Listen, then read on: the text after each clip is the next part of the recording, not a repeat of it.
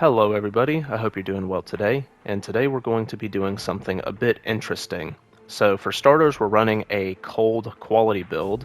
Cold makes it to where your weapons generally have a quality scaling innately, right? As you can see, C in strength, C in dexterity.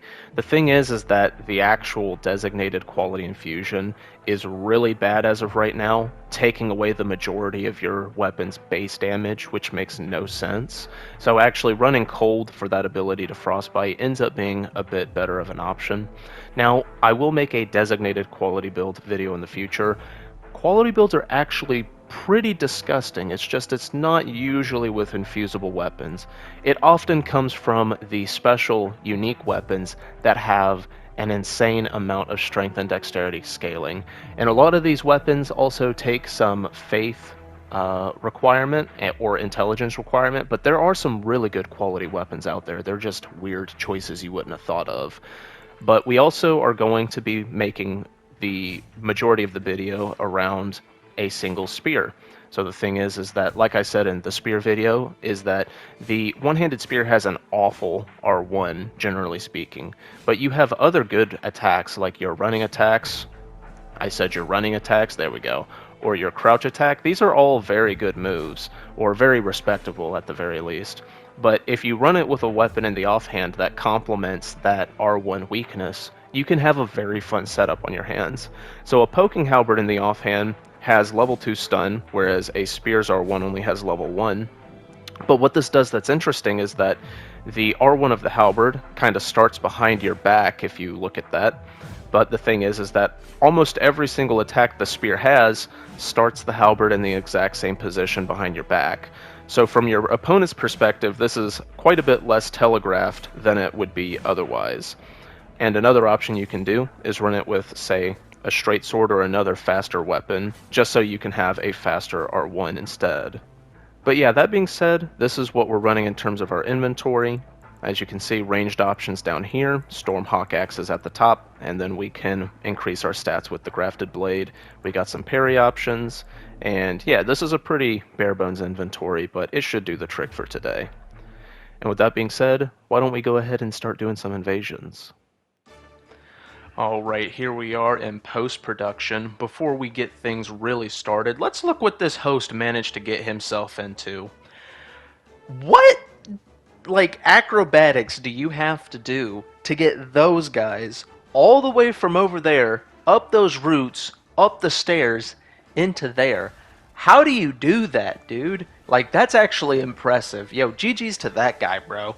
And speaking of which, I don't know if you saw it, I was still talking, but it turns out that the invincibility timer for invaders does not affect the summons that are like NPC summons. Shabriri hit me right away, as a matter of fact.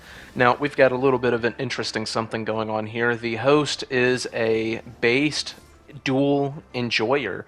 Get that beautiful little roll catch right there. Now, you can make this work with like any of the spears for the most part, except for like the super short ones, but essentially what we're doing is we are able to hit people from really far away, okay, with the pike. The pike is just one of the most obscenely, like, does it really need to be this long type of weapons in the game? But, you know, it is able to catch a lot of people off guard. Now, this is what I was talking about a second ago. The host is just letting me kill Shabriri and was letting me kill the other phantom. So, yo, based host right here, let's get a shout out for Melania right here. You know, Melania, the dual enjoyer, you know. Now, granted, I'm slowly chipping away at Shabriri, but we're going to see in just a second. I am thankful that Melania here did not decide to gank with me. Watch this. Huh? What was that damage? Yeah, bro. Yeah, like, that is actually borked damage. That is not necessary. What in the actual fuck? And what's crazy is that for this boss fight, as far as I'm aware, Nefeli Lu's even more powerful, because when she hits, like per hit with the Stormhawk axe, it does like 2,000 damage per strike when she goes for the Ash of War, which is just insane. Like, Jesus. But speaking of Stormhawk Axe, the sort of the thing that really is the cherry on top of this build is being able to swap to the Stormhawk Axe. Since we're running a quality build, we like have some of the most ludicrously high damage of like any Stormhawk on any build on this quality build. And the thing is that since we're using, generally speaking, two poking weapons, people are going to try and strafe and get around our poking sticks to, make us uncomfortable, get their damage in and stuff like that. And then also just the fact that, you are an invader, you are going to get swarmed by 3 people. You really do need a get off me tool, and holy moly is the Stormhawk Axe doing an obscene amount of damage on this build. Like, it is truly insane.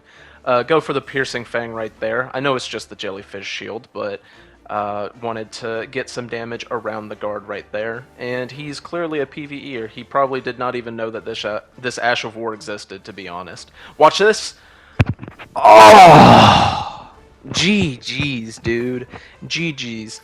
Yo, I've been going for more and more parries as of lately, too, and considering that, once you get in on such long weapons with such a narrow hitbox, people oftentimes start like very aggressively like spamming to try and kill you.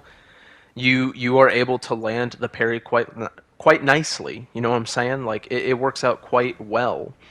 Now, unfortunately, it is time for maybe the most boring invasion of all time. Okay, so we have a couple people here. We have the Dragon Pimp Daddy.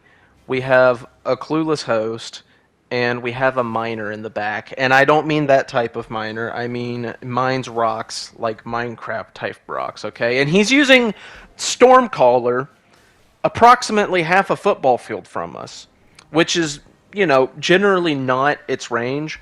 Got to take him out of the air before I die instantly, but we do get absolutely pot-shotted right there with the damn face shield. The one-eye shield, I don't even know what it's called. But as we're going to come to find out, this group of 3, they are not willing to give us an inch, okay? The real downfall of this team is the fact that the host is, if the host does manage to die, then it's all over. But like the Dragon Caster, as you can tell, is extremely overleveled. Like, that is some of the most, like, I don't know how to put it. Like, I don't know. I just don't see dragon spells doing as much damage as that often. And also, he's running bleed, bleed bandits. That's what they're called. Bleed bandit curved swords. So, needless to say, I'd say tops level 50. Top 10 trades of all time. Yo, I honestly impress myself with how dumb I am sometimes. They're both lobbing things at me. We're actually having mortars shot at us as though it's D-Day. And we're just going to go ahead and take our time. We have had to burn through a lot of our Estus, Crimson Tears. Sorry. And now, that was already like 2 minutes sped up right there. Now we have gotten ourselves the high ground, and I'm going to try and pester them into wanting to actually leave this vantage point that they have. Because they are in a very comfy area, considering that they've killed essentially all of the enemies up here. Like, what do you call it? The stray demon look-alike is down there, and it's not even, like, aggroed at them or anything. They already killed everything up here, so, skip through another 2 minutes of that shit to try and get him up here. How did that not send him straight off the cliff? How did that catch me? Yo, GG's game. GG's game for being so helpful at times. I appreciate it, bruh. So yeah, we spent approximately 3 minutes regenerating my HP under the damn, under the stage right here. Like, John Jones, trust! And so, now, they are in the Grace Room. What I'm going to try and do is I'm going to try and bait the Dragon Daddy Pimp to hit the Erdtree avatar right here. That's what I'm going to try and do. Will I be able to do it?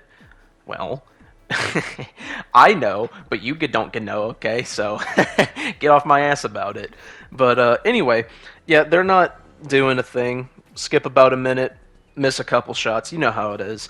Uh, Unfortunately, this is a very bad invasion to show you how cool this setup is. See, the thing is about one-handed spear plus like main offhand halberd is that it's mostly a dueling setup, like an off-meta dueling setup.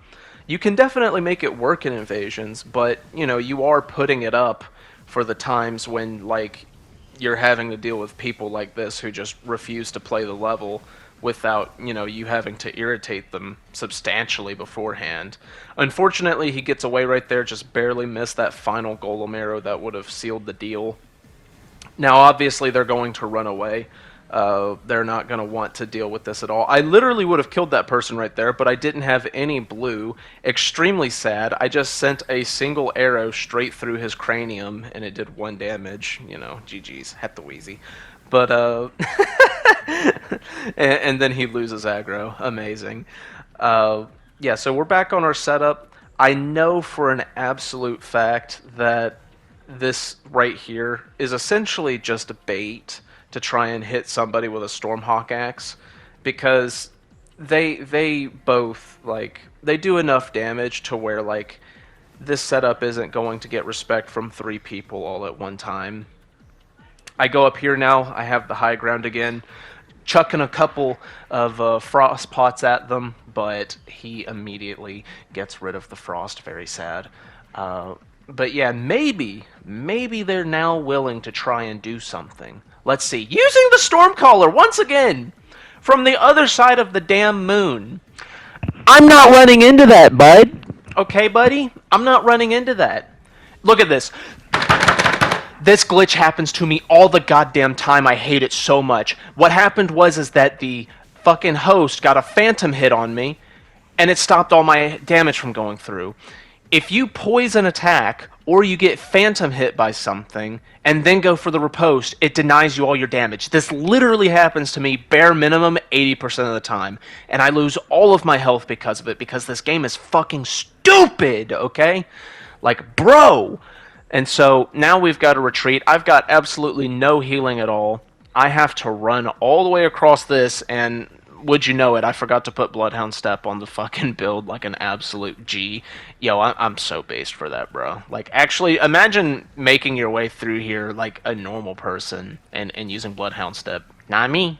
So we're just gonna use our fair and honestly our honestly farmed per serving boluses while we're actually having like the Battle of Normandy happening. As you can see, explosion after explosion, mortar shot after mortar shot. We do make it through it. I know he's going for another one. Misses wildly because this is actually XCOM, and he only had a 5% chance of hitting that shot. Completely misses. GG's, bro.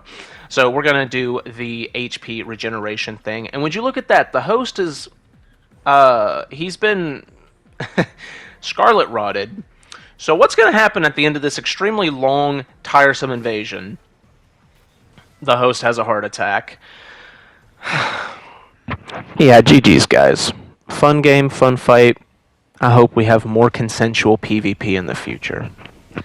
Now, speaking of which, speaking of consensual PvP, we have gotten perhaps the worst, one of the worst spots in all of Elden Ring to get an invasion. Yes, I managed to murk one guy right there who doesn't know about spawn invincibility. But we have a whole nother thing coming, okay? We have a whole nother problem. Miss a sword stance right there, very sad. And we have 2 mages. Yo, type in the comments, I love mages and I love Elden Ring, if you love mages and you love Elden Ring, because I know I certainly do. It just makes me so happy. But as we're going to find out here soon enough, we're not actually fighting 2 people here. We're not. This host has put on the blue charm. So we get that guy right there. I'm like, oh man, we're about to be able to give this host what for. Miss a parry right there, very sad. And would you look at that, Mr. Gringo Chalk. I don't know what that is, but hello, dude. get them to get off me right there with the gravity stone fan. I'm really bad about forgetting to use my utility. So that was like literally the first stone fan I've used in about like 5 months. Yeah, because I'm great at these type of things. I also had been forgetting to use the grafted blade. Insane buff, and I unfortunately just kept forgetting to use it. But I mean, with it, dude, like it even does good damage on its own.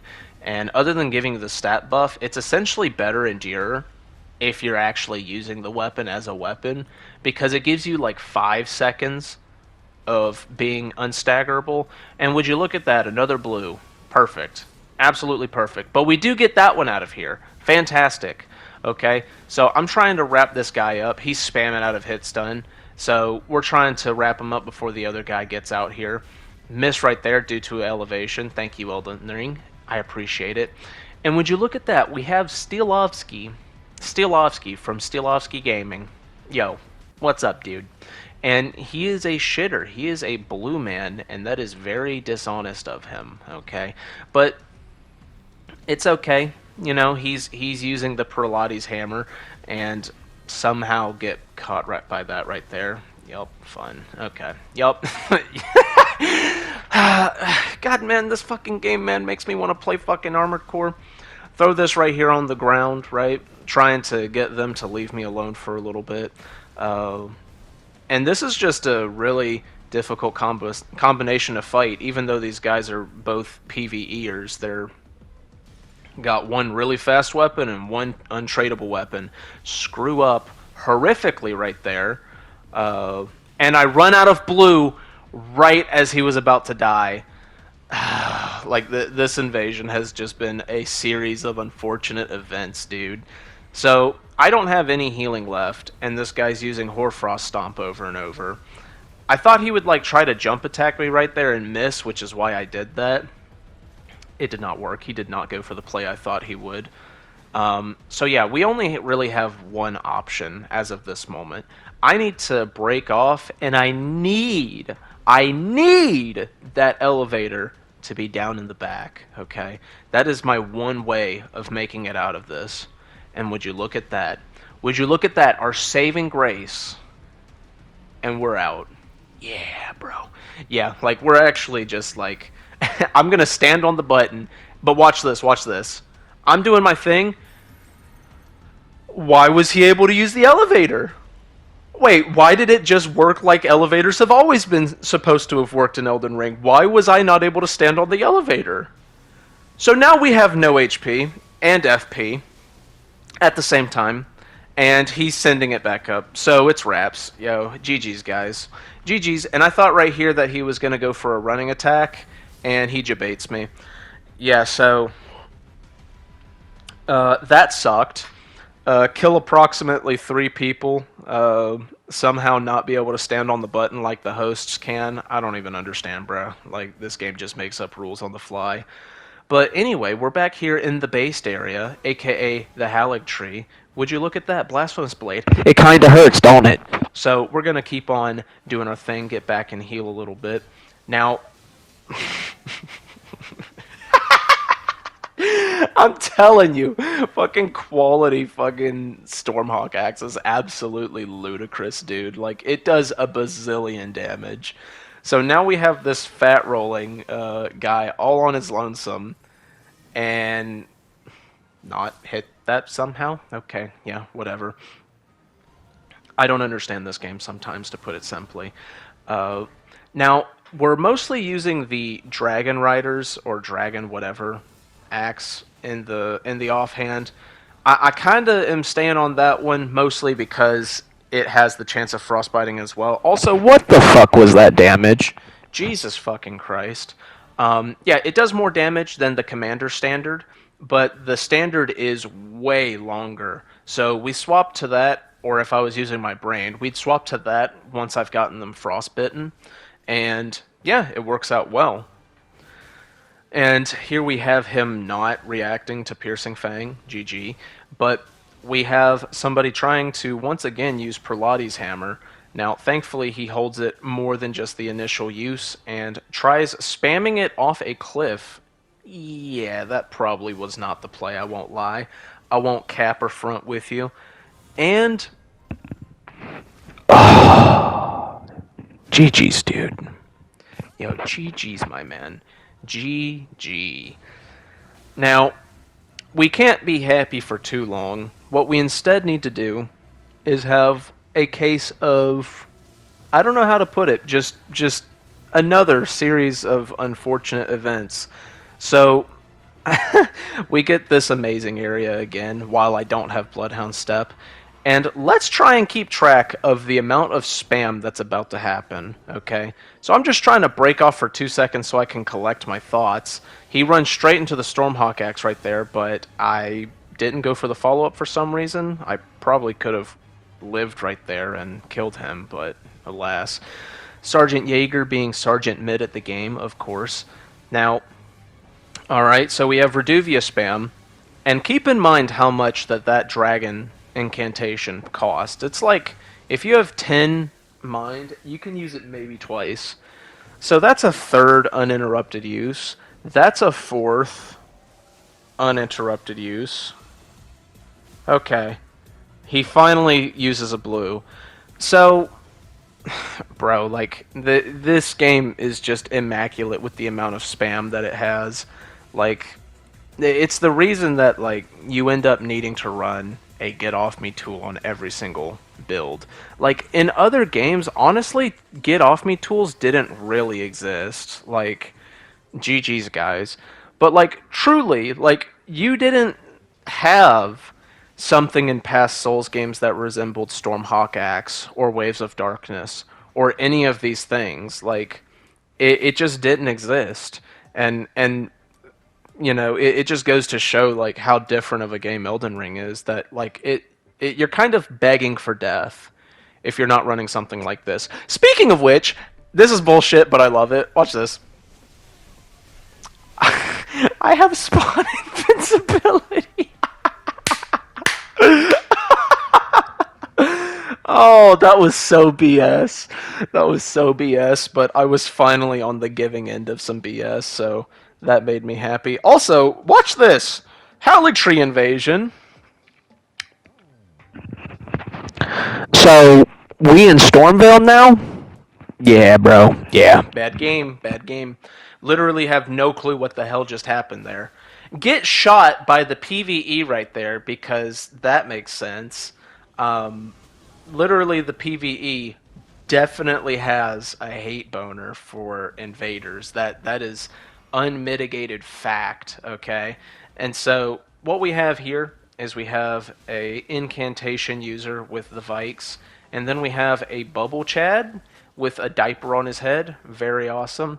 And I'm kind of dumb, right? Like I'm freaking I'm panic rolling a lot in this one, and I don't even know why, bro. Like I'm not playing well at all. Definitely don't want to get hit by that shield there, lest we get poisoned really badly. Missed that parry, very sad. But now that we finally have them right where we want them, which is in our Stormhawk axe, I almost die to the Vikes. Now that we have them where we want them, we're going to have a flat bit of area right here. Doesn't look like any of them's an actual mage or anything. And he sends one of his phantoms back. We kill him. Yeah. And then he disconnects. So we have a quitter's mentality. That's crazy. That's absolutely nuts.